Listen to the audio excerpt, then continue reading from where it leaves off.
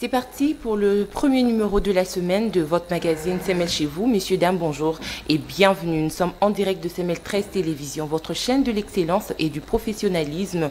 3 thématiques sont donc retenues à l'ordre du jour. Messieurs, dames, vous le savez, nous allons parler des inondations dans la ville-province de Kinshasa avec 8 morts d'une même famille pour le camp récent. Conséquence de la mégestion de la ville de Kinshasa, on se pose la question. Les autorités de la ville de Kinshasa méritent une interpellation. Pour ce faire, nous allons répondre à cette question tout au long de cette émission. Aussi, à l'approche des élections des gouverneurs, quel profil pour celui qui va diriger la ville de Kinshasa afin que les erreurs du passé ne se répètent pas. Et donc, après 5 ans de ces régimes à la tête du pays, pourquoi la ville-province de Kinshasa demeure, on va le dire comme ça, sale et en pleine insécurité? Nous allons aussi réfléchir sur toutes ces raisons. Je le dis, c'est sur ce plateau de Semel chez vous que nous allons essayer de répondre et de réfléchir à toutes ces questions. Pour ce faire, nous recevons pour vous Monsieur Cédric Moudiantou. Il est porte-parole de l'AVC de Didier Boudimbo. Monsieur Cédric, bonjour et bienvenue à vous. Bonjour, merci beaucoup pour l'invitation. Merci à vous d'avoir répondu à notre invitation également. Je ne suis pas seule pour la coprésentation de cette émission. Je me fais accompagner de Nathan Kianza. Nathan, bonjour et bienvenue. Bonjour Madame Tania, bonjour à Monsieur Cédric, bonjour à ceux qui nous suivent de partout à travers la République. Merci de la confiance renouvelée à Semel 13 Télévision, votre chaîne de l'excellence et du professionnalisme. Très bien. Alors, on entre directement dans le vif du sujet. Monsieur Cédric, je l'ai dit dans mon annonce que la ville est plongée dans les inondations. On parle carrément de lacs artificiels qui se sont créés justement après les pluies diluviennes qui sont tombées. Nous aimerions savoir, réfléchir sur les conséquences, tout d'abord les causes. Est-ce parce qu'il y a eu mégestion de la ville? Est-ce qu'il y a eu mégestion de la ville? Si oui, est-ce que c'est l'une des causes des inondations dans la capitale congolaise?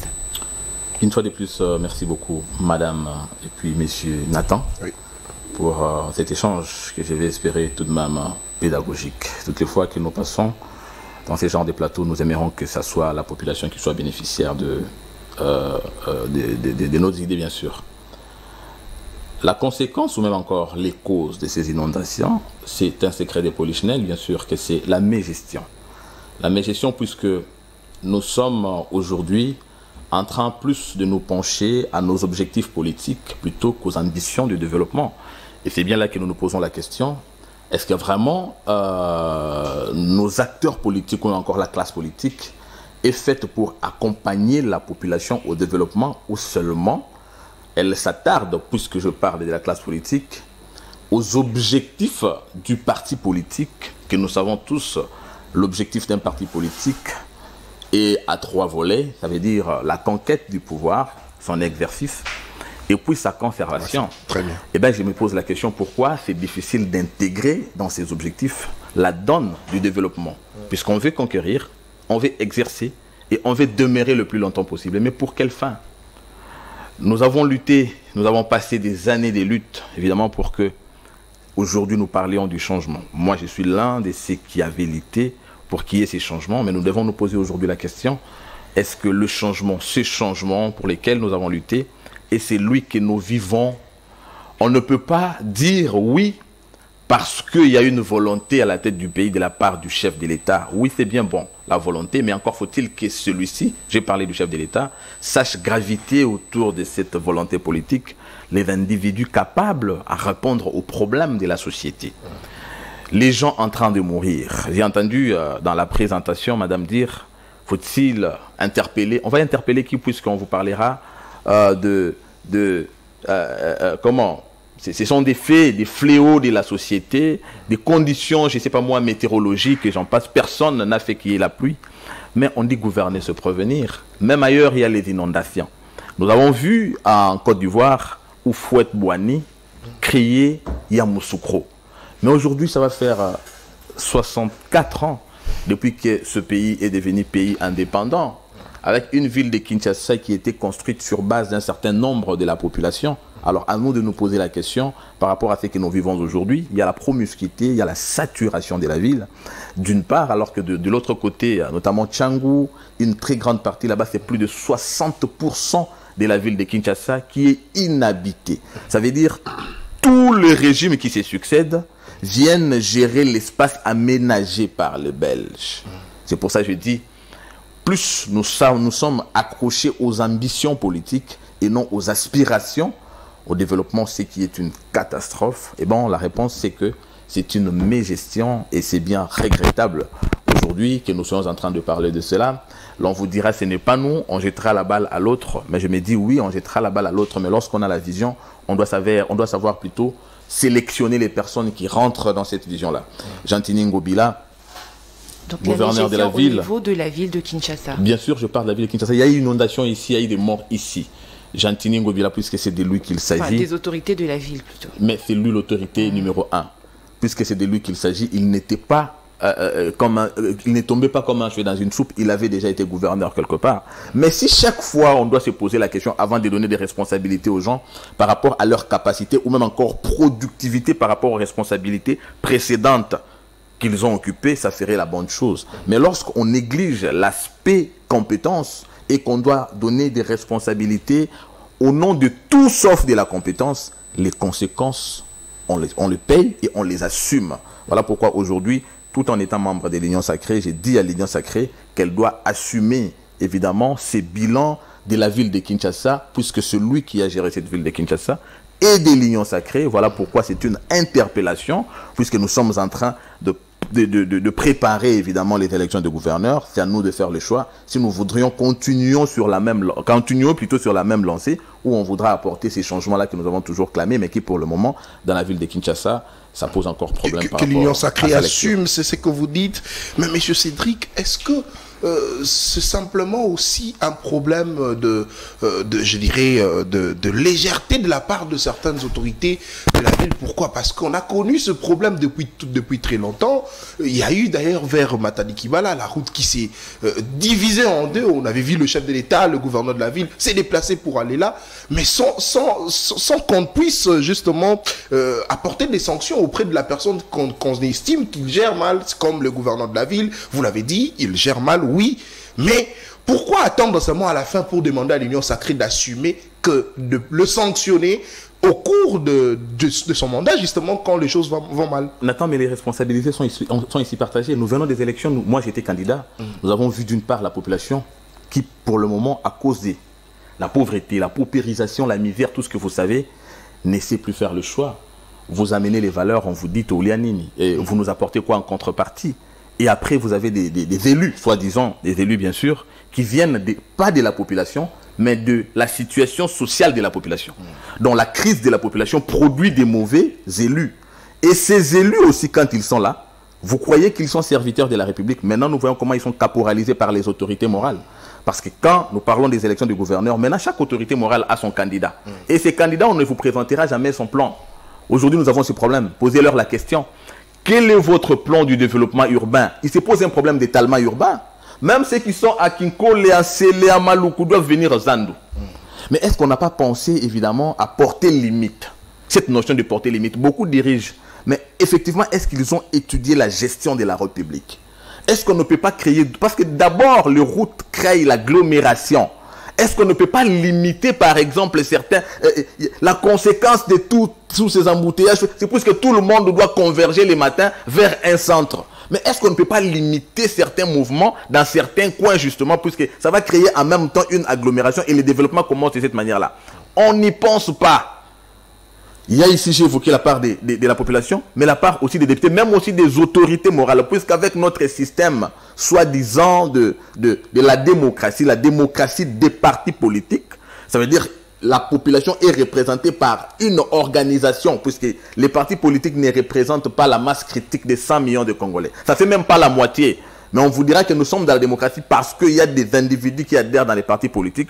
On ne sait pas ce qu'on fait des autres. Mais voilà, on se limitera à sélectionner les personnes dans ces partis politiques et on paiera les conséquences. Mais la sanction, vous parlez de la sanction, qui va sanctionner? Le chef de l'État ne va pas les sanctionner. Le gouverneur, on doit se référer toujours aux lois. Il y a des députés. Mais les députés qui doivent sanctionner, comment ils vont sanctionner puisqu'ils sont caporalisés? Toutes ces personnes qui dirigent aujourd'hui, ou même encore qu'on est en train de proposer à la direction des institutions, sont chefs des partis politiques. Même quand ils exercent mal, le gouverneur de la ville a un parti politique là-bas. Vous avez des Congolais qui voient la ville en train de se pourrir, mais qui sont en train de chanter à sa gloire. autorité morale, Oumela, avec tout ce que nous avons vu là, il y a des gens qui sont en train de chanter. Parmi ceux qui chantent, il y a aussi des députés provinciaux. Mais qui viendra sanctionner? Est-ce qu'on pense au développement ou bien on passera toute la vie à acclamer les individus qui échouent et qui n'ont rien à proposer par rapport à notre propre aspiration? Mais qu'est-ce que nous donnons comme substance à l'hymne national qui vous dit « Serment des libertés que nous léguons à notre postérité ». Nous lui léguons quoi, cette postérité, avec telle médiocrité? Oui, le chef de l'État, on lui posera la question en tant que responsable du mandat. C'est lui que le peuple a choisi pour diriger à son destin toute la République. Mais il n'est pas omniprésent. Le chef de l'État est en train de se faire représenter par les individus. La responsabilité lui incombe, c'est vrai, parce que c'est à lui de savoir faire les castings. Fort malheureusement, le gouverneur, il n'a pas de casting à faire. Ce sont les élections qui se font. Peut-être je vais condamner la manière de désigner ces gouverneurs, ou même encore, le chef d'État serait totalement responsable si c'est lui qui désignait. Mais de toutes les façons, on doit interpeller d'une part la responsabilité des députés, mais également puisque ce sont des organisations politiques qui désignent a priori ces candidats, faites quand même cette bonne désignation. Jean-Tini Ngobila, hier membre du KHFCC, comment ça s'était passé en coulisses pour qu'il devienne candidat du FCC aujourd'hui de l'Union Sacrée, parce qu'il a dirigé pour le compte de l'Union Sacrée? Est-ce qu'on ne pouvait pas dans les primaires là-bas nous trouver un individu qu'on pouvait juger compétent? Non. Puisque c'est la politique qui passe avant tout, on va même aller au-delà de la gestion de la ville ou de toutes les villes, de toutes les provinces. La conséquence sera même dans le gouvernement central, puisque la politique passe avant la compétence. Alors, M. Cédric, nous sommes au mois d'avril, nous connaissons, c'est un mois où il pleut abondamment. Mais déjà, la première pluie, 8 morts d'une même famille. Et comment faire pour pallier justement à ce problème? Est-ce qu'il faudrait simplement attendre l'installation du nouveau gouverneur après les élections? Question de pouvoir travailler d'arrache-pied pour apporter une solution? Parce que la pluie va justement continuer pendant ce mois d'avril. Mais Nathan, on est déjà plein dedans. On ne va pas trouver des solutions alors que la saison de la pluie est plutôt même en train de s'achever. Au mois d'avril, ce sont les plus diluviennes, les plus abondantes, peut-être aussi régulières. Il fallait prévenir pendant la saison sèche. Nous voyons même en Europe, quand c'est l'été, on commence à trouver des solutions, parce qu'en hiver, on ne construit pas. Donc l'État, on dit gouverner, se prévenir. On prévient. Mais ici, pendant la saison sèche, on faisait quoi, puisqu'on savait que pendant la saison de pluie, avec les inondations, encore qu'il n'y a pas de canalisation, il y aurait, c'était inévitable, il y aurait des cas de décès, des pertes des maisons et des dégâts que nous avons vus. Pour le moment, je ne sais pas ce que le gouvernement peut faire pour éviter cette situation. Je crois la solution pour le moment, c'est de faire en sorte que ces familles d'abord à qui je présente mes condoléances puissent être prises en charge, ces morts-là bien sûr, et que l'État puisse assister ces familles, mais qu'on puisse trouver des solutions de manière à ce qu'il n'y ait pas d'autres cas de décès par exemple, mais quand il faudra trouver la solution, par exemple, il faut pas s'endormir ou même encore se pencher que sur les intérêts politiciens. Encore faut-il bien entendu assumer les responsabilités convenablement. On ne se moque pas du peuple en prétendant les diriger sans avoir évidemment de quoi les diriger en termes de vision ou même de capacité. Très bien. Alors, parce que là, tout d'abord, nous avons identifié les auteurs. Vous avez justement parlé de l'autorité de la ville, nommément Jean-Tini Ngobila. Mais est-ce que vous pensez que la responsabilité se limite à lui seul? Qu'en est-il? Justement, je veux parler du ministère de l'Habitat, parce qu'on parlerait aussi de construction anarchique comme cause de ces inondations. Ben oui, bien sûr, madame. Ici, si vous m'avez suivi, j'ai dit que les conséquences ne se limiteront pas qu'au gouverneur de la ville. Ça va évidemment entamer, parce que le gouverneur de la ville n'est pas un électron libre, n'est-ce pas? Il est aussi géré. Lorsque l'Assemblée nationale, l'Assemblée provinciale est devenue une institution caporalisée, mais l'État, les lois de la République prévoient quoi pour évidemment sanctionner? Vous avez parlé du ministre de l'Urbanisme et Habitat, fort malheureusement, je l'ai dit malheureusement, puisqu'il se pourrait qu'il revienne encore, même pas au ministère de l'Urbanisme et Habitat, mais quelque part, puisque... Vous pensez qu'il ne le mérite pas? Parce que, mais il mérite quoi? Il n'a pas convaincu durant... on va parler de gestion, en fait, dans ces ministères, parce qu'il n'a pas été d'abord... La compétence et d'attribution.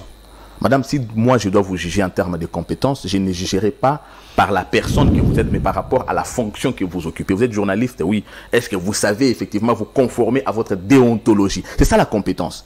Ici, je ne suis contre personne, contre aucun membre du gouvernement, encore moins le gouverneur de la ville. Je juge la productivité par rapport aux fonctions qu'il occupe. Lui, il est ministre de quoi? Habitat, urbanisme et habitat. Nous sommes en train de parler d'inondation et vous posez la question s'il a fait quoi? au regard de ce que nous venons de vivre. Vous dites il a fait quoi? Il va encore revenir. Mais il va revenir puisque c'est ça le système politique. Il a des députés, c'est des gens qui ont travaillé. Ils ont travaillé pour avoir des machines à voter et puis constituer leur force politique de manière à imposer évidemment leur retour. Il faut d'abord commencer par changer ce système si on veut voir la ville se développer. Non, pas la ville. Si on doit parler même le développement en général. Aujourd'hui, nous parlons de la ville de Kinshasa, mais il y a les mêmes problèmes, c'est pas ça ailleurs. On doit envisager un développement global. Le développement est sujet au principe de l'homogénéité de l'espace. On va résoudre le problème de Kinshasa, mais c'est le même problème ailleurs. Alors, pour parler du développement, on doit globaliser la situation. Mais en globalisant la situation, on doit poser le problème par rapport à la cause. La cause, c'est cette organisation politique qui voudrait que ça soit ces personnes-là qui se maintiennent. Aujourd'hui, ils ne travaillent ni pour la vision du chef de l'État, ni encore même pour eux-mêmes devenir. Ils n'ont aucune prétention ni ambition de devenir président, mais ils veulent juste se maintenir là par la force au regard du fait que nous sommes un système qui se réfère aux organisations politiques que nous appelons malheureusement démocratie. Et ils ont compris très bien ce système. Ils ont des députés, le chef de l'État se trouvera main liée, le pays se trouvera également main liée, ils retourneront. Et la compétence, cette fois-là, on dira, Monsieur Pius, puisque au ministère de l'Habitat, ça n'a pas marché, on va t'échanger de portefeuille. Et là-bas, il n'ira non plus rien faire, puisque son problème n'est pas celui-là. Il n'est pas en train de raisonner en termes de développement, mais en termes de fait que lui doit être dans la durée. Et c'est ça le problème. Il devrait être élagué du gouvernement carrément. Je ne sais pas. Moi, j'ai parlé la conséquence au chef d'État de te détirer. Très bien. Alors, monsieur Cédric, est-ce que c'est un problème de volonté ou justement un problème d'incompétence? Pourquoi? Parce que lorsque vous sortez justement chez nous au coin, sur cette avenue, vous allez voir des nids de poules partout. Pourtant, le gouvernement passe par ici, les autorités passent par là. Mais est-ce que c'est un problème de volonté ou un problème d'incompétence? Parce que la ville, c'est vrai, Madame Ten l'a dit, il y a des lacs artificiels parce qu'il y a de trous presque partout. Est-ce que c'est un problème de volonté ou c'est un problème aussi simplement d'incompétence? Tout au début, je pouvais croire que c'était un problème de volonté. Mais aussi, je pouvais parler d'un problème d'incompétence. Je maintiens le problème d'incompétence, puisque ça, c'est une incompétence. Mais à la fin, je me dis aussi, c'est un mépris. C'est vraiment un mépris. C'est des gens qui considèrent la population comme des va-nu-pieds, des gens qui ne méritent rien. Un peuple qui n'a pas de droits, qui n'a que de devoirs. Je vais vous donner un exemple. Quand vous, la population, vous parlez du développement, aujourd'hui, toute la population congolaise doit faire des sacrifices au regard de la situation d'insécurité à l'Est. Mais on dirait que c'est seulement la population qui doit faire les sacrifices. Est-ce que les dirigeants, les députés, les ministres peuvent aussi, eux, faire ces sacrifices? Puisque le peuple, lui, il fait les sacrifices parce que déjà, on dirait que les églises, même aussi la politique aujourd'hui, se réfèrent à un seul verset biblique où l'on vous dit, à celui qu'on a, on ajoute. À celui qui n'a pas, on retranche même le peu qu'il a. Un peuple déjà qui n'a pas de revenus, mais lui, il doit faire les sacrifices. Mais eux qui ont des revenus colossaux, regardez ce qui se passe à l'Assemblée nationale. On vient des élections. L'Assemblée nationale, aujourd'hui, vous met en place une commission. Et cette commission a quel rôle? De contrôler les dossiers. Mais ces mêmes dossiers qui étaient déposés à la CENI, la CENI n'avait-elle pas fait ce travail-là? Après ça, ça vous prend déjà le temps, hein, parce qu'on avait déjà ouvert la session. Après ça, on vous dit validation du mandat. Mais c'est quoi la différence entre cette validation du mandat et les résultats définitifs par la Cour constitutionnelle? Tout ça, ça vous fait prendre du temps. Et les temps des contentieux pour commencer maintenant la démarche de la mise en place du bureau définitif. Mais ces temps de contentieux, pourquoi il ne fallait carrément pas attendre que toutes ces démarches par la Cour constitutionnelle prennent fin pour que vous convoquiez la session inaugurale? Donc vous avez ouvert la session, l'État commence à vous payer de l'argent, mais dans l'autre temps, vous ne faites encore rien jusque-là. En plus de ça, c'est la même constitution depuis 2006. Et pourtant, à chaque législature, ils doivent rédiger un règlement intérieur. La population doit se contenter de la même constitution, mais ils doivent changer le règlement intérieur. Pourquoi il faut qu'il y ait chaque législature un règlement intérieur? Et surtout que pour ce règlement intérieur, cette fois-ci, ils veulent qu'il y ait un deuxième suppléant, mais ça non parlementaire, question voilà. Qu'il soit payé par le frais. Vous comprenez qu'il soit payé par les frais d'État, ça veut dire qu'on peut vous raconter que le budget atteint 100 milliards, mais ton petit pain là restera le petit pain. Ça va gonfler effectivement, ça va les mettre encore dans les conforts. Et lui, son gros pain va gonfler davantage. On a deux préoccupations. Toi, tu te préoccupes du développement. Lui se préoccupe de lui. Vous voyez, en plus de ça, tout le temps que ça vous aura pris, on vous dira maintenant frais d'installation. Un député, on l'installe en quoi? On va lui donner le frais d'installation, je ne sais pas qui équivalent à combien de mois, mais à la fin, vous verrez que ce sont des frais supplémentaires. Parce qu'on ne va pas retrancher dans ce qu'il a. Il en est de même pour les ministres. On leur donne déjà tout ce qu'ils ont, on leur donne des véhicules. N'est-ce pas? Mais quand ils ne sont plus en fonction, l'État ne récupère pas ces véhicules-là. Par exemple, l'État pourrait les récupérer, faire des ventes publiques, de manière à avoir déjà un matelas financier qu'on peut compléter pour acheter de nouveaux véhicules à donner à d'autres ministres. Mais en plus des gros salaires qu'ils ont, ils partiront avec ces véhicules. L'État va encore mobiliser d'autres moyens pour acheter de nouveaux véhicules à donner à d'autres ministres. On vous parle en même temps des sacrifices qu'il faut consentir pour la paix à l'Est. Ces sacrifices, c'est seulement la population sans revenu, ou bien c'est aussi vous les dirigeants. Je vous dis, le problème c'est quoi? Il y a deux préoccupations. C'est le peuple qui se préoccupe du développement et non la classe politique. Voilà pourquoi il faut changer. D'abord, la chose qu'il faut changer, c'est celle-là. Quand nous nous remettons, et nous, la population, nous nous disons, Oumela, nous nous mettons à chanter à la gloire de ces individus qui se préoccupent de leur propre avenir et qui veulent assurer leur arrière. Mais oublions le développement. Acceptons de mourir comme des rats lorsqu'il plaît. Parce que c'est nous-mêmes qui ne sachons pas prendre la bonne décision. La bonne décision, c'est lorsque nous arrivons aux élections. Ce sont les mêmes là, ils se convertissent en députés, ainsi de suite. Oui, le pouvoir du chef de l'État est limité avec notre régime politique. Le chef de l'État, aujourd'hui, n'a pas assez de pouvoir puisque le régime politique, c'est régime semi-présidentiel. À un certain niveau, il n'agit pas. Il ne peut pas agir avec ces systèmes que je suis ici en train d'évoquer. Mais vous pensez qu'on doit changer le système? Qu'on ait quand même un système présidentiel? Si tout ce que je viens de... au Sénégal? Non, mais si tout ce que je viens de dire ici sont considérés comme des faiblesses et qu'à la base de ces faiblesses, le socle, c'est la Constitution, la solution, c'est quoi? La solution, il faut commencer par changer cette histoire-là. Mais deuxièmement, muser le chef de l'État. Moi, je suis en train d'appeler le chef de l'État beaucoup plus à la rigueur en termes de casting. Oui, nous allons vous accompagner par rapport au fait que c'est nous qui vous avons élu, mais à la fin, nous n'allons pas vous épargner. Parce que Mobutu est parti, il avait des collaborateurs qui étaient devenus kabylistes. Kabila est parti, les mêmes aujourd'hui sont tshisekédistes. Mais quand on parle de Kabila, vous savez tout ce qu'on est en train de dire. Quand on parle de Mobutu, tout ce qu'on a, même les biens que Mobutu avait fait, on a multiplié par zéro, il n'avait plus rien fait. Toute la volonté politique de Tshisekedi, que ces gens-là sont aujourd'hui en train de chanter, ils seront les mêmes qui passeront, qui vous inviteront ici, qui vous diront il avait mal travaillé, et lui il sera là-bas en train de les subir. Voilà pourquoi nous le disons, il est grand temps. On ne peut pas se voiler le visage aujourd'hui à dire Ngobila a échoué. Non, non, non, Ngobila il vient d'où? Il vient de l'Union Sacrée. Commençons par assumer que nous, Union Sacrée à Kinshasa, à travers Ngobila, nous avons échoué. Et lorsque nous constatons notre échec de l'Union Sacrée à travers Ngobila, posons-nous maintenant la question, qu'est-ce que nous voulons donner comme nouvelle donne? Quel est l'élément que nous voulons proposer à la place de Ngobila? Mais comme cette motivation de désignation est toujours portée par l'intérêt, par la volupté acquisitive, par la recherche d'intérêt pour soi, on va retrouver une autre racaille, une autre personne qui n'aura aucune compétence parce que celle-là rassurera les intérêts de ceux qui l'auront proposé. Et le peuple n'aura que les yeux pour pleurer. Alors, Monsieur Cédric, vous voulez là de dire la volonté de désignation est d'abord portée par l'intérêt. Vous n'avez pas du tout tort. Alors, gouverner, c'est prévoir, dit-on. Aujourd'hui, est-ce que l'autre péché, je dirais, de ce régime, c'est aussi le manque d'une politique générale en ce qui concerne la gestion ainsi que le développement de la ville, où on va parler de tout le pays dans son entièreté? On ne peut pas parler de la ville, on doit parler des villes, de la gestion des villes, puisque si je pose ici la question, quelle est cette ville qui est développée? Il n'y en a pas. On nous a parlé des lois là-bas. Non, mais il n'y a rien là-bas. Mais quand on est en train... Non, mais il y a rien. On parle des exploits de la gouverneure de là. Vous avez dit... Ça dépend de ce que vous donnez comme contenu à un exploit. Moi, je ne sais pas. L'exploit, ce n'est pas lorsqu'on a construit dans un coin. Quand on gère CML 13, on ne va pas mesurer votre compétence parce que vous avez mis des carreaux, la véranda là-bas. Non, non. C'est un compartiment. Vous êtes gestionnaire de toute la structure. Alors, elle est partie de quelque part, on va dire.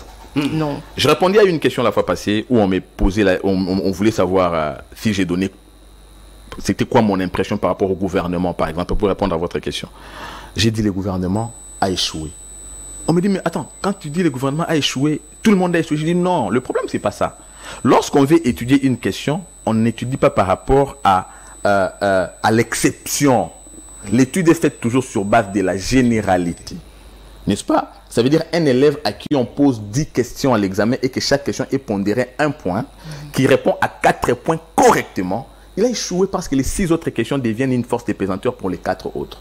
S'il y a quelques ministres qui ont réussi, mais lorsqu'on fait la somme par rapport à tout, puisque le gouvernement c'est un corps, c'est un échec. Alors les autres là ont absorbé les efforts des autres aussi. Vous comprenez? Alors lorsqu'on parlait de Lualaba, à Lualaba il y a combien de communes? Alors si on doit faire une étude par rapport au développement, aux infrastructures construites dans chacune des communes, dans chacun des districts, dans le Lualaba, vous n'allez pas me dire quand même que le bilan est fameux, n'est-ce pas? Alors, si nous voulons poser le problème, ne posons pas le problème par rapport à la ville de Kinshasa. Les Kinois ne sont pas plus congolais que ceux qui sont à l'intérieur. Posons le problème par rapport à la généralité. Voilà pourquoi j'ai dit on doit trouver des solutions profondes, évidemment, pour arriver à des bonnes conclusions qui soient généralisées pour le bénéfice de tous les Congolais. C'est ça le problème. Alors, pour la ville de Kinshasa, on doit changer, non pas les individus, mais la manière ou la motivation qui pousse à désigner ces individus-là. C'est ce que nous sommes déjà aujourd'hui en train de voir. On désigne les individus, la politique a ses ambitions. La population, vous voyez des communicateurs flatteurs sur les réseaux sociaux commencer à acclamer. Lui, il mérite, lui là, il mérite. Vous qui dites qu'il mérite, sur base de quoi vous le dites? Alors, c'est à la population aussi d'être éveillée. À un moment donné, la caméra publique pousse aussi à un changement. Quand la population est là, on vous présente tel individu, vous n'êtes exigeant de rien du tout. Ces gens-là vous traversent chaque jour les avenues. Gouv, Oumela, personne ne sait lui dire que ça ne va pas. Parce qu'en disant, Oumela, il va donner $100, il va donner 1000 francs, ainsi de suite. Mais les $100, vous ne les mangerez pas tous les jours. Les $100, vous n'assurerez pas la vie, l'avenir de vos enfants. Vous êtes en train de les chanter, vous formez des dictateurs. Vous voyez, madame, la gravité, ici, j'ai parlé de la responsabilité qui est partagée. Autant nous devons interpeller la classe politique qui, pour le moment, constitue le problème du Congo. Moi, je l'ai dit en tant qu'acteur politique. Aujourd'hui, le problème du Congo s'appelle sa classe politique. Et puisque le problème du Congo s'appelle sa classe politique, qu'est-ce que la population fait? Donc là, c'est à tout le niveau. Oui, le problème congolais est général. Donc le Congo, c'est un malade général. Si on doit interpeller les dirigeants, on doit interpeller en même temps les pasteurs. Si on doit interpeller les pasteurs, on doit interpeller la population. Les élus qui sont élus, ils sont élus quand ils viennent vers le peuple. Mais quand ils sont déjà là-bas, ils commencent à défendre leurs intérêts. Et c'est après 5 ans, ça veut dire 60 mois, qu'ils vont épargner ou utiliser les émoluments de 59 mois et reviendront vers la population avec les émoluments d'1 mois pour la campagne électorale. Là, ils sont proches de vous. Oui, puisque la population veut rester mouton, elle le restera. Moi, je considère ça comme une ironie du sort et on va avancer comme ça. Très bien. À un moment, vous avez dit que le gouvernement a échoué et que quand nous avons parlé de province, vous avez mentionné la province du Lualaba pour dire qu'il n'y a pas eu aussi d'exploits comme on le dit. Alors, est-ce que, ma question est celle de savoir, quand on parle de provinces, les provinces qui n'ont pas fait d'exploits ou des provinces qui ne se sont pas développées, est-ce que c'est le problème, c'est le programme, voulais-je dire, le programme de développement à la base de 145 territoires qui est en train d'échouer ou qui a échoué? On ne peut pas dire qu'il a échoué. C'est un programme qui continue son bonhomme de chemin, mais il faut plutôt poser la question, puisque le chef de l'État a encore un mandat à achever, n'est-ce pas? Qui d'ailleurs n'est qu'un second, qui n'est qu'au début. Il faut maintenant se poser la question, qu'est-ce qu'on fait pour que ce programme-là ne soit pas un échec?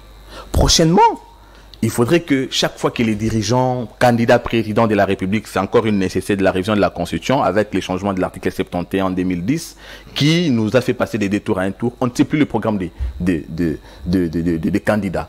Encore que les partis politiques n'ont déjà pas de projets de société. Je vous dis, ils se téléchargent des statuts dans les Google et tout ça. Alors, vous lui posez la question. Du copier-coller. Mais du copier-coller, c'est bien. Si vraiment les partis politiques avaient des projets de société, les députés, les candidats députés issus des partis politiques viendraient lors des élections, des campagnes avec ces projets-là. Pourquoi ils ne viennent pas avec leurs projets de société? Ils viennent, je vais vous construire les ponts, je vais vous construire les routes, ce qui n'est pas dans ses attributions. C'est puisqu'il n'y a pas un soubassement. Son parti ne lui a pas donné un projet de société. Si vraiment il avait un projet de société de son parti, il les amènerait vers la population. Pourquoi ils ne viennent pas avec ça? Puisqu'il n'y en a pas. L'AVC se distingue. Et c'est pour ça que ça s'appelle AVC, Autre Vision du Congo. Tout ce que je suis en train de dire ici, quelqu'un croirait que je n'appartiens à aucun parti politique, mais imaginez que je suis dans un parti politique, sinon je serais parti de là. Porte-parole de l'AVC. Sinon je serais parti de là. Si je suis là, c'est puisque pour le moment, je considère encore que ça fait la différence. Et lorsque ça ne fera plus la différence... Il a fait quoi au sein du ministère de l'hydrocarbures? Très belle question. Toi, tu es journaliste et avant de répondre à ta question, je voudrais te poser la même question. Qu'avaient fait ses prédécesseurs ou avant lui? Non, mais c'est pas le langage que vous avez tenu quand il fallait parler des autres. Je réponds. Les autres, il fallait aussi poser la question qu'avaient fait... Vous pouvez me reposer la même question alors? Parce que moi, je dis... Tu sais, parce que Ngobila va dire qu'avait fait Kimbuta. Si Ngobila pose cette question, il s'enfonce. Parce que moi, j'ai regretté Kimbuta. Il a plongé cette ville dans la médiocrité. Kimbuta, c'est vrai, n'avait rien fait. Mais si Kimbuta avait 2, lui, il a moins 2. Vous comprenez? Alors, lorsque je parle de Didier Boudimbo, j'ai dit, mais avant lui, honnêtement, posé la question, qui savait? Plusieurs ne savaient même pas qu'il y avait un ministère des hydrocarbures. On ne savait pas qu'il y avait un ministère des hydrocarbures. Et aujourd'hui, on sait sur base de quoi? Concrètement, on sait sur base de beaucoup de choses parce qu'on sait désormais que la RDC a des ressources pétrolières. On le savait depuis longtemps. Non, on ne le savait pas. Tu le savais? Bien sûr. Donne-moi la géolocalisation de ces ressources. Non, toi tu savais. Alors donnez-moi la géolocalisation de ces ressources pétrolières. S'il vous plaît. Ça entre quand même. Non, c'est grâce à lui. Reconnaissant. On le savait. Oui, mais peut-être c'était une spéculation. Mais alors, aujourd'hui, tout le monde sait, même toi, tu sais que dans ta province, peut-être que tu as un bloc pétrolier. C'est une première. La valorisation de notre ressource est venue à partir de lui. Est-ce que et savoir, les habitants, c'est grâce à lui. Mais tu veux exploiter quoi quand tu ne sais même pas qu'il y en a? Toi, tu veux exploiter quoi quand tu ignores que tu l'as? Tu vas engager quelle dépense quand tu ne sais même pas que dans ta poche, il y a de l'argent? N'est-ce pas une avancée? Non, non, mais dites-moi. Savoir, ça suffit.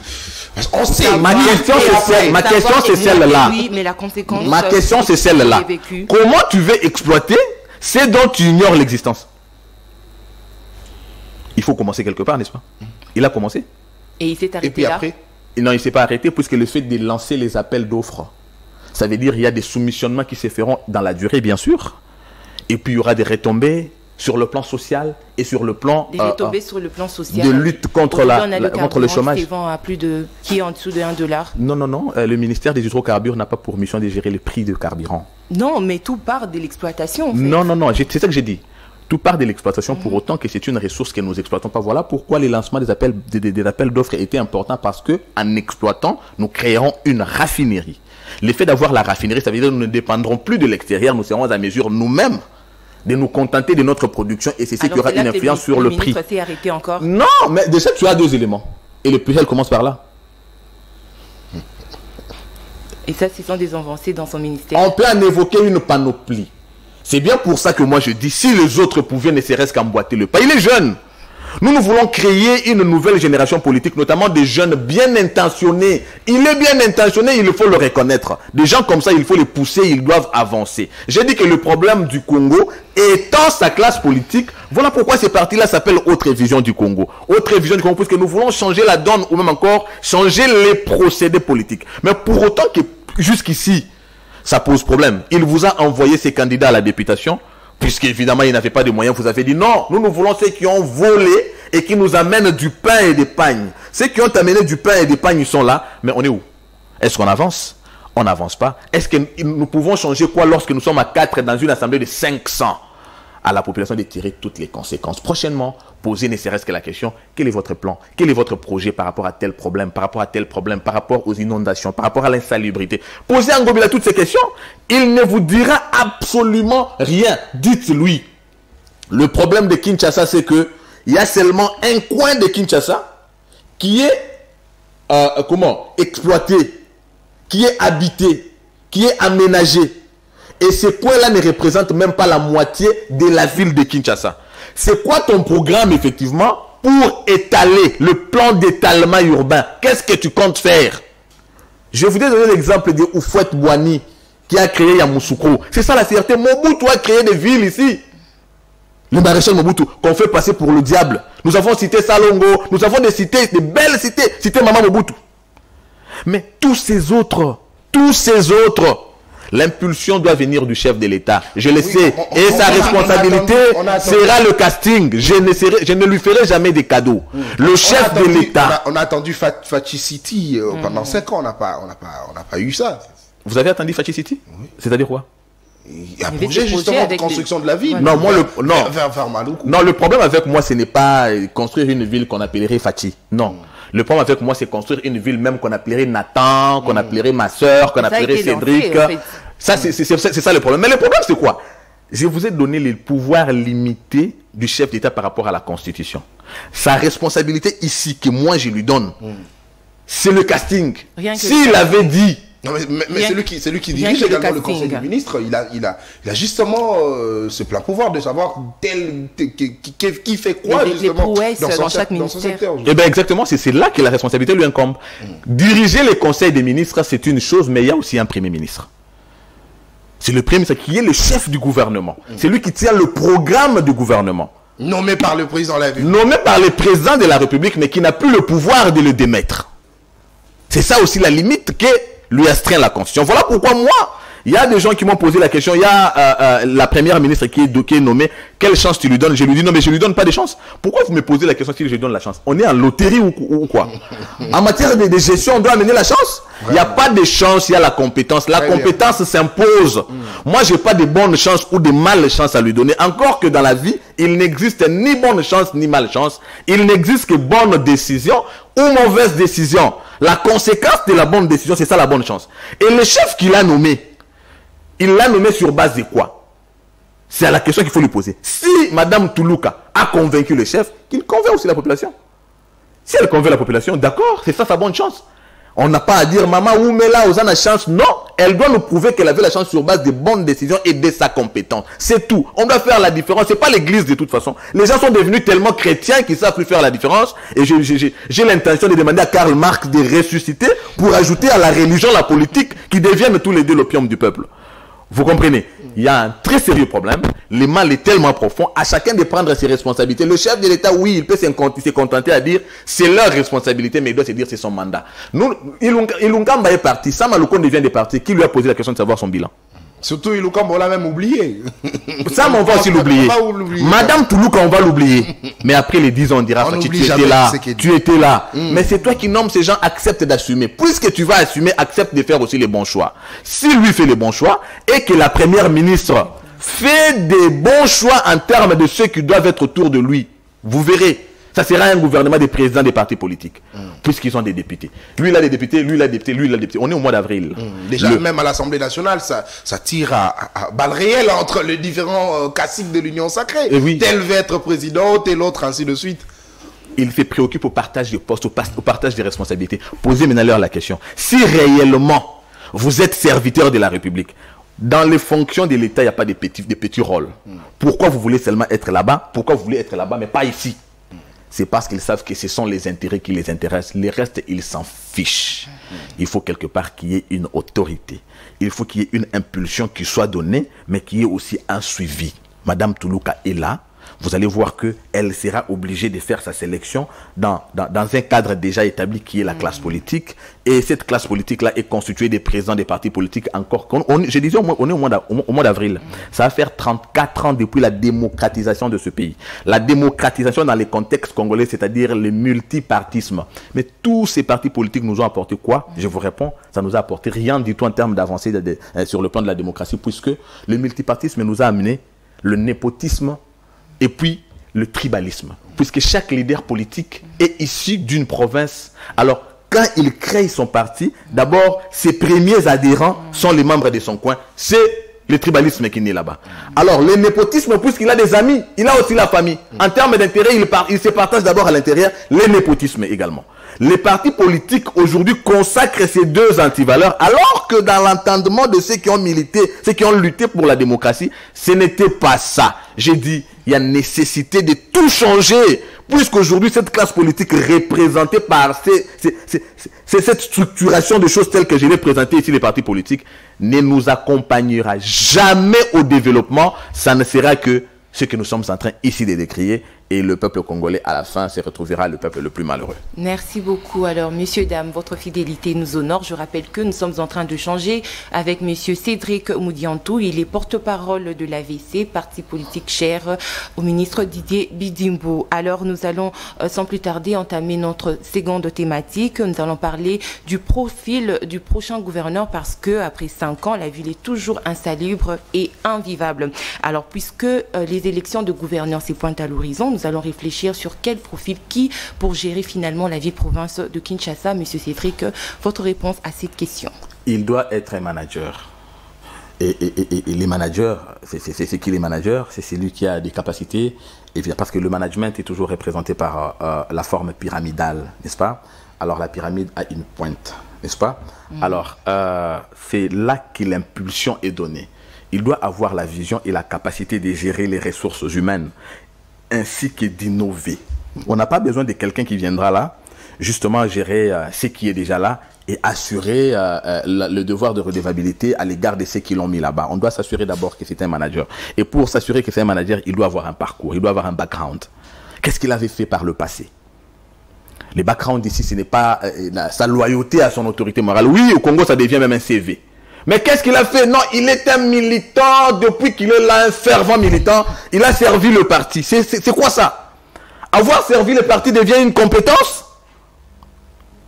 Il a servi le parti, il a milité, il était là. Mais après ça, même s'il n'était là qu'à jeter des pierres, sa loyauté doit lui mériter un poste. Je pense qu'on doit s'en tenir aux critères, c'est vrai, de la loyauté à l'État. On doit surtout s'en tenir à la compétence, au caractère managérial, surtout innovatrice. La loyauté à l'État et non au chef de l'État. Ah, j'ai dit, mais si on doit être loyal au chef de l'État, le chef d'État, c'est le garant de la nation. C'est lui qui impulse la vision. Si je suis loyal à l'État, je suis loyal au chef de l'État, puisque c'est lui le donneur d'impulsion. Mais il va passer. Moi, je reste attaché à l'État. Ceux qui étaient attachés à l'individu, Maréchal Mobutu ou à Kabila et non à l'État, sont passés avec lui. Moi, je suis attaché à l'État, pour autant que les donneurs d'impulsion des valeurs, pour le moment, c'est le chef de l'État. En conséquence, il m'attache à lui. Mais il passera, de toutes les façons, les mêmes valeurs, je continuerai à les défendre. Voilà pourquoi j'ai dit, c'est lui qui est loyal à l'État. Évidemment, la conséquence, c'est que au chef de l'État, bien entendu, mais les critères doivent être la loyauté à l'État. Quelqu'un qui est loyal à l'État, c'est qu'il ne peut pas voler les biens de l'État. Il sait qu'il ne peut pas nous plonger tout de suite dans les médiocrités du népotisme, du tribalisme. Déjà, quelqu'un qui est loyal à l'État ne peut pas se trouver dans ces antivaleurs-là. Voilà pourquoi j'ai dit quelqu'un qui est loyal à l'État, quelqu'un qui est compétent sur base de son parcours, quelqu'un qui a des valeurs d'innovation, ainsi de suite. Ça ne peut pas être quelqu'un justement parce qu'il est aimé par l'autorité morale, il est choisi par l'autorité morale, mais qui à la fin n'a aucune vision. Alors à la fin, il faut poser aussi la question, il va gérer quoi? Il va gérer sur base de quoi? Puisque j'avais dit, il y a une planification. Le problème du Congo, c'est qu'il n'y a pas de plan, il n'y a pas de projection, il n'y a pas de planification. On doit nous dire, qu'est-ce que lui vient gérer? Il a constaté quoi qu'il vient corriger et il vient apporter quoi? C'est pourquoi j'ai parlé du caractère d'innovation. Il doit avoir constaté ce qui n'a pas marché. Lui vient corriger ce qui n'a pas marché et il vient ajouter quoi à cela? Il doit nous le dire avant. Sinon, alors, si ce n'est pas le cas, on doit demander aux députés d'être responsables puisque eux sont issus de la population. Ils ne peuvent pas plonger la population dans ce genre de médiocrité. Alors, monsieur Cédric Moudiantou, union sacrée majoritaire à l'Assemblée provinciale, union sacrée aligne un ticket d'un candidat justement gouverneur et vice-gouverneur, un ticket qui du reste sera imposable à tous les députés provinciaux majoritaire au sein de l'Assemblée provinciale. Question de choisir obligatoirement ces tickets parce que c'est un ticket de l'union sacrée, je l'ai dit. Est-ce que c'est une mauvaise manière de procéder dans notre pays? Que ça soit bonne ou mauvaise, alors la bonne procédure serait que l'union sacrée s'assume. Puisque l'union sacrée désigne les candidats, vous voyez dans les vieilles démocraties aux États-Unis, avant que les démocrates ou les républicains vous présentent les candidats, a priori il y a d'abord des primaires qui se font, et on a les idées de chacun, et puis à la fin on a un produit qu'on appelle input, on a un produit fini. L'union sacrée doit procéder d'abord de cette manière-là et savoir les capacités. On doit commencer par avoir un programme. Dans les pays où vous avez par exemple la Belgique, l'Allemagne qui peuvent rester une année sans gouvernement, c'est pas qu'il n'y a pas d'individus, mais sauf qu'on veut corréler le programme au profil. On doit trouver la corrélation entre le programme ici que nous avons et les profils en mesure à diriger, à porter ce programme ici. À l'Union sacrée de proposer d'abord. Posez la question à l'Union sacrée, vous qui les recevez. Tel candidat, on n'a pas de problème avec les individus. Également, vous êtes de l'Union sacrée. Je vous assure que le peuple congolais doit regretter toujours les bons candidats députés que j'avais été. On avait l'intention de bouger les lignes au Parlement, et évidemment de porter les valeurs de la République. Fort malheureusement, on n'avait pas de moyens pour convaincre et que le peuple congolais ne tient pas compte des valeurs, beaucoup plus de moyens. Nous, on n'avait pas les moyens. Nous croyons que Dieu fera grâce prochainement. Soit il y aura changement, le peuple comprendra que les valeurs passent avant, ou carrément Dieu nous donnera aussi les moyens pour faire la même chose. Mais je pense que le peuple doit se pencher d'abord aux valeurs, parce que c'est celles-là qui font avancer le pays. L'Union sacrée doit s'assurer d'abord que nous avons un programme. Alors, puisqu'il y a un candidat, vous qui invitez les dirigeants de l'Union sacrée, posez-leur la question. Avant d'inviter leur candidat, le candidat viendra répondre a posteriori, mais posez aux dirigeants de l'Union sacrée la question, quel est le programme de gouvernance de la ville de Kinshasa? Posez-leur la question. C'est lorsqu'ils vous ont donné, nous avons tel programme, le futur gouverneur doit faire ça. Il y a déjà un programme établi à l'extérieur, c'est comme ça. Lorsque Macron arrive, il y a une politique de la France qui est là. Macron doit s'y conformer, il va innover, il doit apporter ce qu'il apporte, mais il ne peut pas s'en dédouaner, il ne peut pas se détourner de cette politique-là. C'est ce qui maintient le développement de ces nations-là. Alors qu'on nous dise par l'Union sacrée, quel est son programme de développement, qui sera conduit par qui? Et c'est à la fin que vous poserez la question, c'est quoi la compétence de cet individu qui viendra piloter ce programme? Même vous Parce de que l'Union vous sacrée... entendez qu'ils n'ont pas ce programme. Pardon? Vous sous-entendez que l'Union sacrée ou les dirigeants de l'Union sacrée qui sont en train d'aligner leurs tickets gagnants n'ont pas réfléchi à ce programme. Si c'est ce que vous avez entendu, c'est que vous n'avez rien compris. Moi, j'ai dit, posez-leur la question. Posez-leur la question. Mais c'est ce que vous êtes en train de dire. Non, mais quand vous de l'Union sacrée, vous nous demandez d'aller poser à ceux de l'Union sacrée la question. Donc vous sous-entendez que les choses ne se passent pas de cette façon-là. Non, mais quel journaliste ici? Nous, bien sûr. Et moi, je vais les recevoir. Et moi, je vais les recevoir en tant que qui? Non, mais vous nous demandez de poser les questions. Moi, je dirige. Non, moi, je dirige quoi à l'Union sacrée? Non, mais vous êtes membre. J'ai proposé qui à l'Union sacrée? Non, attendez. Je suis membre, ça veut dire je souscris à la vision, pas de l'Union sacrée. Moi, lorsque je croyais à Félix Tshisekedi ou à Étienne... À quelle vision? Non, je souscris à la vision de Félix Tshisekedi. Laquelle? Qui relaye celle d'Étienne Tshisekedi. Maintenant, lui, qui a mis en place l'Union sacrée, alors les animateurs de l'Union sacrée doivent vous dire sur base de quoi et désignent ces individus et poser leur la question, ceux-là viennent diriger quel programme? Attendez.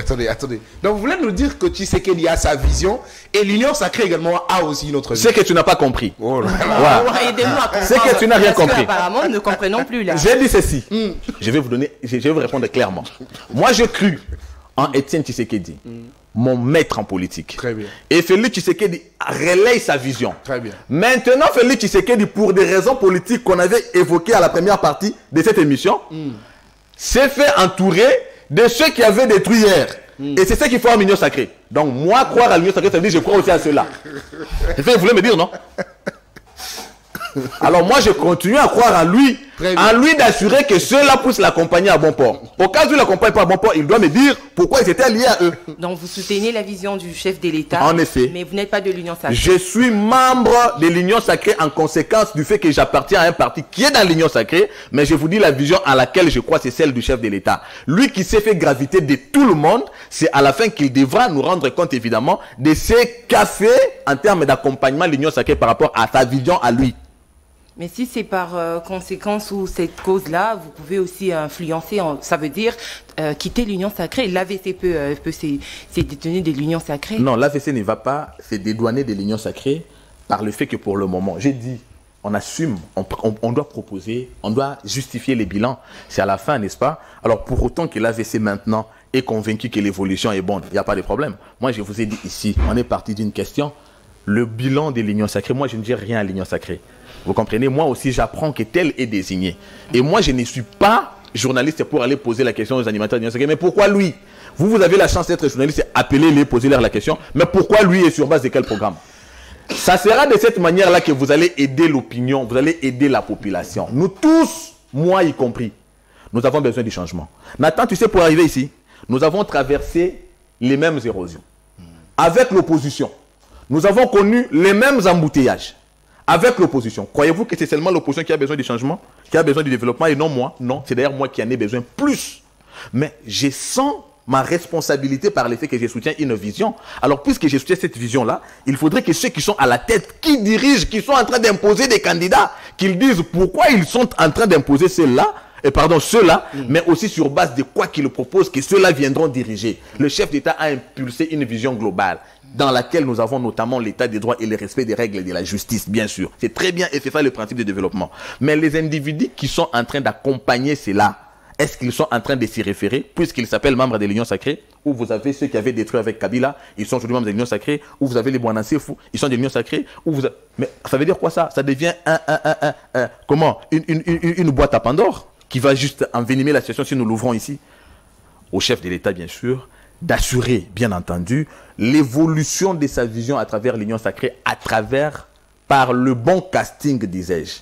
Le père de la nation ne joue pas dans la politique d'exclusivité. Il ne va pas exclure les autres. Nous voulons que tous les Congolais se retrouvent ensemble, mais en dépit du fait que nous devons nous retrouver ensemble, il faut choisir les bons éléments. Même les parents dans la maison sont appelés à savoir que tel enfant est bon, tel autre n'est pas bon. Esaü et Jacob étaient issus du même ventre. Mais l'autre était aimé par Dieu, l'autre était haï par Dieu. Alors aux parents de savoir que c'est l'élection naturelle, la sélection naturelle tout de même. Vous comprenez? Alors, sur base de cette sélection naturelle, les chefs d'État doivent savoir que je suis le père de tout le monde, mais je vais avec ceux qui sont dans ma vision, qui rentrent dans ma vision et qui peuvent m'accompagner. Au cas contraire, c'est lui qui va répondre de tout ça à la fin. Alors concrètement par là, c'est ma dernière question certainement. Pour ce second mandat du président de la République, c'est seulement si la classe politique n'est pas renouvelée, est-ce que le prochain gouverneur pourrait réussir son mandat? J'ai pu bien comprendre votre question. J'étais en train de dire, on parle du second mandat du chef de l'État. Si et seulement si le renouvellement de la classe politique ne s'effectue pas, est-ce que le prochain gouverneur saurait réussir son défi? Ah bon, ça dépend de ce que toi tu comprends du renouvellement de la classe politique et que je considère d'ailleurs être un processus. C'est un renouvellement qui doit avoir un soubassement, notamment le choix des valeurs. Je pense que tout commence d'abord par la désignation, la bonne désignation. On va choisir quel gouverneur. Avant de dire qu'il va réussir, mais qui va réussir d'abord? On ne peut pas dire que un gouverneur qui viendrait va réussir quand déjà on ne sait même pas on va tabler sur quels critères. Pour autant que tous les critères sont... Tant déjà qu'il sortira de cette classe politique aussi. Non, mais moi aussi j'appartiens à cette classe politique. Non. Dans la classe politique, il n'y a pas que des mauvais. J'insiste sur les castings ici. Depuis que je suis en train d'insister sur les castings, sur la sélection, il n'y a pas que des mauvais. Ils peuvent être très nombreux, mais dans l'infime minorité, là, il faut faire le bon choix. Il n'y a pas de bonnes chances ici. Qu'est-ce qu'il viendra? Est-ce qu'il va réussir? Non, ce n'est pas question de dire est-ce qu'il va réussir. C'est question de nous sélectionner quelqu'un qui soit compétent. S'il est compétent, il va réussir. S'il est compétent, il va faire un bon diagnostic du problème que nous avons et savoir quelle prescription faire pour que le patient Kinshasa soit guéri. Mais si ça sera quelqu'un qui viendra, puisqu'il est issu de l'Union sacrée, membre d'un parti politique, obéissant et loyal à l'autorité morale, ben oui, d'accord, il aura répondu aux critères politiques. Mais il n'aura pas répondu aux critères de développement et c'est ça le problème. Et une personne compétente qui obéit à son autorité politique, on le classe où? Une personne compétente, je me limite à compétente. Qui obéit à son autorité politique. L'autorité politique, là, n'est pas l'autorité de tous les Congolais. Lui peut obéir à son autorité politique, c'est bien pour sa loyauté, pour sa carrière politique. Les Congolais s'intéressent à sa compétence. Nous voulons d'abord la compétence. Si cette personne-là, cette personnalité est compétente, c'est ce qui plaît aux Congolais. Alors, s'il est loyal, c'est bien pour lui. Pour sa carrière politique, c'est une bonne chose. Mais nous voulons d'abord un compétent. Très bien. Alors, l'émission est terminée. Votre mot de la fin, M. Cédric Boudiantou. Le mot de la fin, c'est que tout ce que nous venons de dire ici, c'est par amour du Congo. Nous voulons tellement de ce pays. Nous avons tout sacrifié. Hier, nous n'avions pas l'âge que nous avons aujourd'hui. Aujourd'hui, nous avons cet âge et nous sommes en train de passer. Il est toujours bien de dire aux enfants ou encore de leur apprendre la vérité. Quand ils grandiront, ils ne s'en détourneront pas. C'est quoi le serment des libertés? La substance de ce serment que nous voulons léguer à notre postérité. Cette responsabilité, il y a un qui la porte, c'est le chef de l'État. Nous pouvons beau dire, nous pouvons condamner les gouverneurs, encore les ministres, les députés. Oui, tous, ils sont inclus dans une responsabilité puisqu'il y a quelqu'un qui porte le mandat. Le peuple congolais sortant ce jour-là sous la pluie, il était d'abord allé élire un président de la République. C'est lui qui dirige, qui gouverne au destin du peuple congolais. Nous implorons au chef de l'État, encore que c'est le dernier mandat. J'ai souligné c'est le dernier mandat puisque je suis un partisan de la démocratie. Chef de l'État, faisons honneur à ces sacrifices, à ces héros qui sont partis au nom de ces changements, notamment à l'icône qui est votre père, le feu Dr Etienne Tshisekedi. Faisons honneur à son combat. Le Premier ministre est désigné. Nous la soutenons. Nous croyons en elle, de la même façon que vous avez cru en elle. Mais encore que, elle doit prouver de quoi elle est capable par rapport à la confiance que vous lui avez faite. Nous voulons bien sûr vous demander, par rapport à la suite des événements, de veiller à ce que les erreurs du passé, telles que vous l'aviez dit, ne se reproduisent plus. D'abord, en termes de casting, en termes de sélection de ceux qui doivent graviter la vision, la prestigieuse vision que vous avez impulsée du changement, il faut encore que vous lui donniez de bras. Nous continuons à faire confiance à l'avenir du Congo à travers votre vision. Merci beaucoup, Monsieur Cédric Boudiantou. C'est lui qui était notre invité d'aujourd'hui. Je rappelle qu'il est porte-parole de l'AVC, un parti cher à Didier Bidibou. Merci d'avoir répondu à toutes nos préoccupations. C'est à moi de vous remercier, cher Merci également à Nathan Kianda pour la co-présentation de ce magazine. Merci, Madame Tania. Merci à Monsieur Cédric. Merci également à ceux qui nous ont suivis. Alors, merci à vous également de nous avoir suivis. Je vous donne rendez-vous pour demain pour le second numéro de votre magazine. D'ici là, restez branchés à votre chaîne, au programme de votre chaîne, CML13 Télévision. Et surtout, portez-vous bien et prenez soin de vous. Merci.